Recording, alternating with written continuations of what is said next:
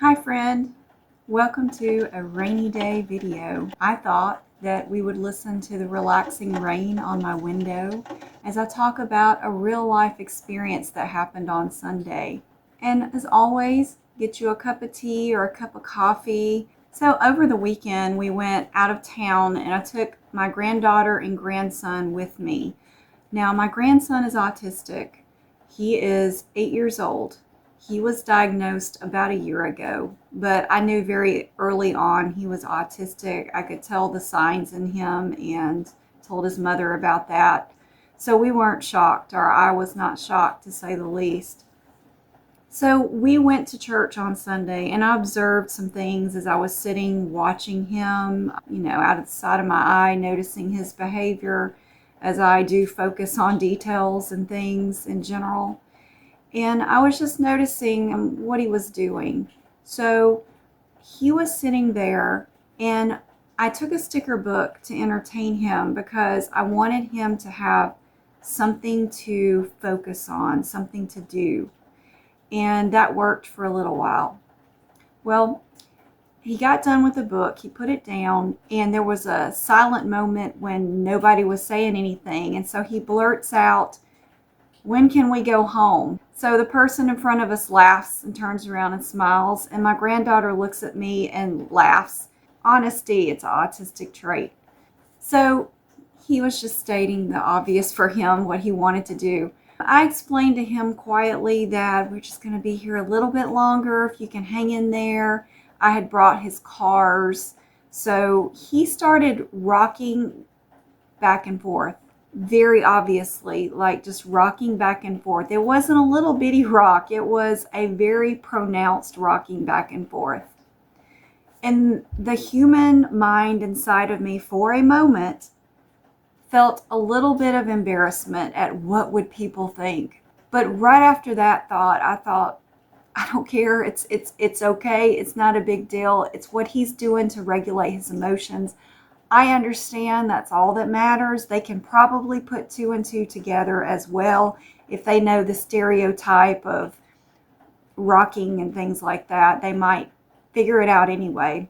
Now, he also had his cars and he lined them up on the pew next to him. He was entertaining himself, doing his best, and there was a couple more observations I made. So after the service, somebody comes up to shake his hand, and he looks down and does not even look at the person and will not extend his hand to shake his hand. Again, it's not surprising. It's not like he was being rude. I hope that person didn't feel that way. I wasn't going to blurt out, "My grandson is autistic. You'll have to excuse him." I would never say something like that. It's okay. He doesn't want to shake his hand. I'm not going to make him. Some people would make the child, "Will shake his hand back." I'm not going to do that. I'm not going to take him beyond his comfort zone. I was just glad he was there.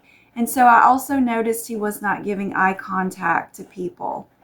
He was looking very withdrawn during the service or when people would try to speak to him afterwards. And it's not a shock there. So after church, when we got into the car, I told him, I said, "I know, Connor, the rocking back and forth, I know why you were doing that." And he said, "Why?" I said, "Because you were stimming, and that's okay. It's how you are regulating your emotions, and that is totally okay." So I hope that I boosted his confidence. I don't want him to ever feel bad about his behavior. A long time ago, before I knew about autism, I probably would have been embarrassed about the situation, but not anymore because I have knowledge about why things happen. And he knows we have that connection because I told him about my autism a few months ago, and we shared that moment. And I said, you know that your Nona also has autism, and you can talk to me anytime that you want to about it. And I understand. I understand the social anxiety and not wanting to be around people sometimes and how awkward it can feel. What I was like in church then as a child before my diagnosis versus what I'm like now is like polar opposites, because I don't want people to think that I'm mad or unhappy. And here I still do it because I've done it for so many years. And it's hard to stop doing it. I don't think I'll ever be able to stop. And a lot of you have told me how you struggle with masking. Maybe we can't stop completely, but maybe we can choose when or how much to mask. Maybe if we just even toned it down, say 50%, wouldn't that be worth something to our mental health? Like, masking, it does nobody a favor. It really doesn't. It really is. It's not being true to ourselves, and people are not seeing the true us. And why do we fear if we don't mask that people won't like us? You know, as long as I've got my few best friends, what do I care? It just comes down to wishing that I didn't care so much about what people thought. I mean, I want to care about what people think, but not to the extent that I do. You know what I mean? To when it doesn't matter. Not to be such a people pleaser. And I just don't know what happened. What happened to take me from a non-masking person as I was as a child to a grown-up that over-masks and acts like someone else?